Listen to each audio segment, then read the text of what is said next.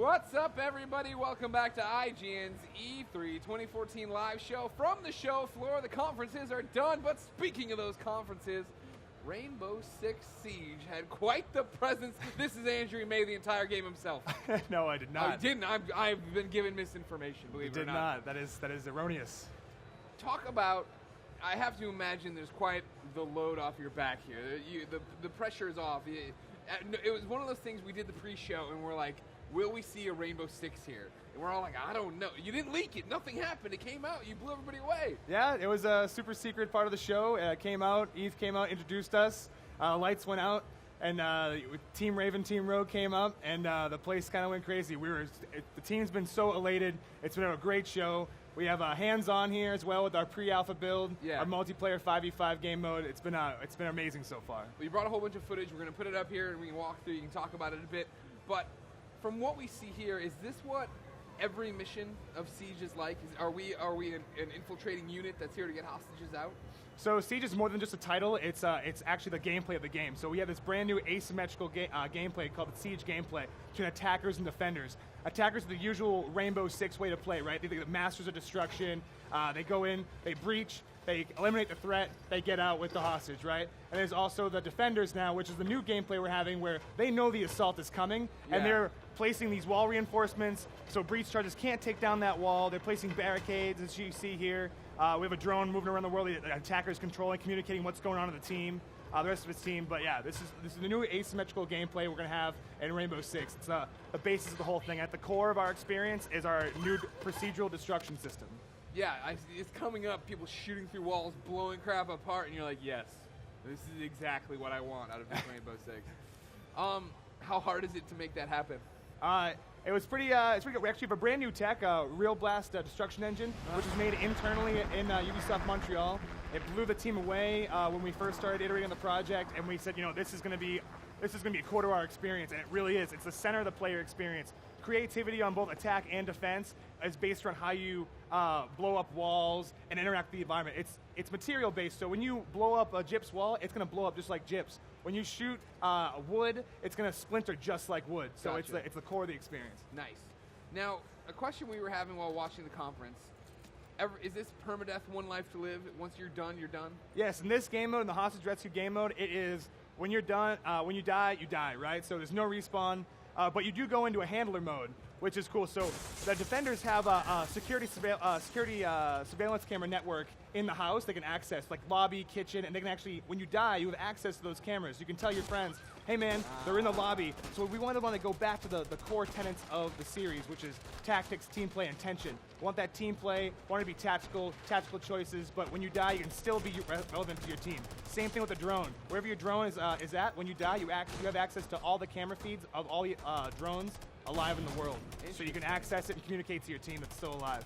Here is some of that destruction you were talking about. The Swiss cheese walls that you guys have built into the game. It also says round 4. So I assume in this gameplay you've played 3 other rounds. That's how math works. Yes.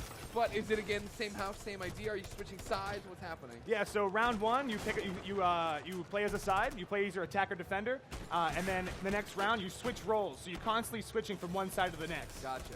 And so then, for either team, how does one win? Do defenders ride out the clock and have the hostage the entire time? Both teams have 2 ways to win. The attackers can either eliminate the threat or rescue or extract the hostage out of the house. Okay. The defenders can either withstand the assault, so the attackers never get to rescue the hostage and time runs out, or they eliminate the threat as well. So they have both aspects to win. You know, a lot of people have been waiting for Rainbow Six. Yes. I don't know if you know this. Yes, it's a game people like. It's a franchise people like. How hard a secret has it been to keep? Like we talked about, you made it to the press conference, yay! But you were telling me before, January 2013, you started working on this game. Yeah, we rebooted the project in January 2013, and we really went back to the basics of what makes this franchise tick. Yeah. And we were so excited what we had, and all the ingredients we were playing with, and how much we were iterating on this multiplayer aspect of the game. We decided to go multiplayer first, and develop multiplayer first, and it's just been so fun. We've been having a lot of fun internally with it. We play it pretty much every day. A lot of challenges go down, a lot of team v team action in the studio. So it's been really hard to keep it under keep it a secret. but now it's out for the world, and we're very excited about the response. Is there one team in the office, or one team of 4 that is, or 5, I should say, that aren't allowed to play with each other, that they're too good? There is a dream team in the studio. There is a dream team, but we keep them pretty much separate. They're usually captains for other teams, so right. they're the guys leading the charge. But the day they join forces, it's gonna be bad news for some of us in the office. You can't do that. They'll be wrecking shop on the leaderboards, I'm sure, when the game comes out, trying to make themselves look like the best players in the world. So, talk to me a bit about like how many gadgets, bombs, like is that something for you? You're talking about what it is, right? Tension, tactical, strategery, as yes. George Bush would say. Do you guys then keep it simple as far as like what you have access to, or do you get crazy? Well, we have prototype classes right now in the build, so you see one guy in the pre-alpha, so you see one guy with a shield right now, but as for gadgets, we have the breach charge, which you see right here, about to blow up and decimate a floor. A double breach, actually. He reaches from the ceiling, the other guy is breaching the side, take out the other guy down there, grab the hostage. So we have breach charges, we have a frag grenade in there, too, for the attackers, so attack and defense have different gadgets. Attackers have a breach charge, they have a frag grenade, flash grenade. The other side, we have barbed wire, which slows down the attackers. They're trying to extract the hostage, slows you down. It also makes noise, so you can actually hear whether somebody's caught in it. Gotcha. You have a deployable shield that you can really throw down and get some cover. And we also have a nitro cell, too, which is a C4 you can throw out through wall. You can actually make a hole in a wall with a shotgun and throw the C4 and take some guys out. That's dirty. That's devious. I like it a lot. That's the kind of strategery I'm looking forward to here in Siege. So, what's the one thing nobody caught out of the demo? You know what I mean? Like, we tore it apart, we did Rewind Theaters, we talked to you guys about it. What's the one thing you're surprised more people aren't talking about that they see here? Well, everyone knows the destruction, everyone likes the Siege gameplay, but also the hostage actually is a really cool aspect of the game, where she reacts to what's going on around her. So when the attackers come in, she actually says, come and get me. When an attacker walks by, and she'll actually say, I'm in here. And then she actually reacts to the environment too. So if there's an explosion that goes off, she protects herself. If there's a gunfight going on, she kind of like maneuvers around in her spot. So she reacts to the environment. It really kind of adds to that counter-terrorist unit fantasy that Rainbow Six is always known for. We want to inject that into the game mode. So that's a really cool part of it. But overall, I mean, everyone's like really responding to the main things we've shown off, like the destruction system. People are really excited about it. And people are really digging the whole fortification aspect of the game, really nullifying destruction on some walls, like really challenging the attackers to come in, get on your turf, extract the hostage. It's been really cool. I mean, the reaction's been great. Everybody I know who's played it comes back just like, yep, it's awesome. So you've done well.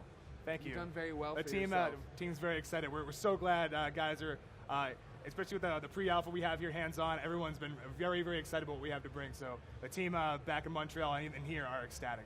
Does that add more pressure to you guys though now, right? Because like people watch this and like, that's great. I hope there's a dozen houses to infiltrate and all these other things. You're like, well, Well, we did what we accomplished, right? I mean, like fans, we want to get fans back on board, and we tell them, hey, we're back. The father of tactical shooters is back. Rainbow Six is here to stay with Siege. So we're really excited now. Yeah, we know that fans are, now it goes the excitement, we got to deliver, right? So we're promising constant iteration of what we're doing. We're really going to put our ear to the ground now, the community now, the game's out, and we're gonna do fans justice with Rainbow Six Siege, I think.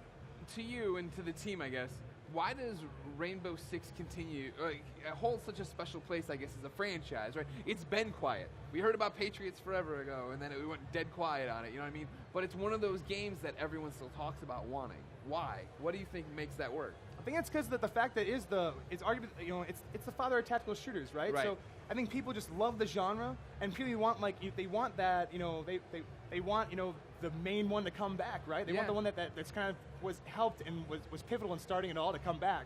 So I think people are excited about that, right? And so that was really important to us when we were making Siege and we were developing the game. We wanted to go back to the basics, and we went back and we looked at every single Rainbow Six that's been made, and we just went through and we said, what makes this franchise tick? And that's where we came. The Siege gameplay came out of that. So really laser focused on the core tenets of the franchise and bringing it back. So then, what's next for you guys? What's next for us? Well, we're gonna keep on iterating on the game. We're gonna develop more things, more more pieces of gameplay, interaction, the destruction. So we're gonna keep pushing this. What you see here is the taste of things to come. So we're glad everyone's excited now, but we're gonna constantly push forward and push this idea. So fans are gonna have some surprise when they see it in 2015. 2015. Why? It's so far away. Can't you just release this? Do like Metal Gear. Just put that out as your teaser. That's your demo, and I'll pay you for it, and I'll play it a lot. We're hands-on right now. We're hands-on with the pre-alpha build at the show at E3. We're very excited. We want to make sure that every single time we come out, we want to show something out. We show something amazing. We have some cool things, some top secret things in store for fans and for secret things and for players. Yeah, that's the phrase we're using when we're talking about some stuff. Is we're going to show some stuff in the future, but right now we just wanted to get out and show the 5v5 hostage rescue game mode, the new Siege gameplay, and the awesome destruction system that Real Blast has allowed us to do. I guess the final thing to talk about really is is the key to making this game to you about playing it all the time.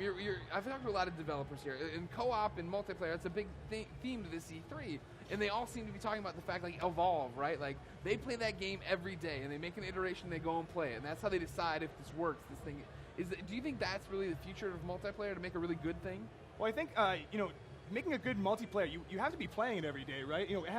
We play it constantly internally. I can speak for the R6 team. Yeah. Internally, we've been playing the game. We play every day. Like, even in the booth here, 8 a.m. we show up to kind of set things up, and we go, all right, guys, who wants to go? Let's alternate 5v5. Let's go. Let's play. Yeah. So we play the game every day, and you find when you add something, you play it, see if it works. Does it fit in? Does it not fit in? Whoa, this is crazy. This is awesome. Like we didn't actually. It took us a while to actually see the whole throwing a nitro cell through a hole. Like somebody's like, make a hole for me, man. They're on the other side of the wall. I'm gonna throw the nitro cell on the other side. Boom. They destroy it, takes out 3 people. We saw that and we're like, oh man, this is sweet. This is so cool. That's awesome. So yeah, I think that what multiplayer, you have to be playing it every day. You have to be playing it, constantly iterating, and that way you have a really tight experience. And that's what we're doing internally with in R6. Well, great. Thank you so much for coming by. Thank you. Rainbow Six Siege comes out in 2015, which is not nearly soon enough, but I won't get too mad. Ladies and gentlemen, E3 continues throughout the week. Tomorrow's the final day, and we are come to our next, and I believe final demo, is that right? Oh my god, the final demo of day 2 of E3 is right around the corner. What could it be? Rhymes with Rara Roft? I don't know. You'll find out if you just stick around.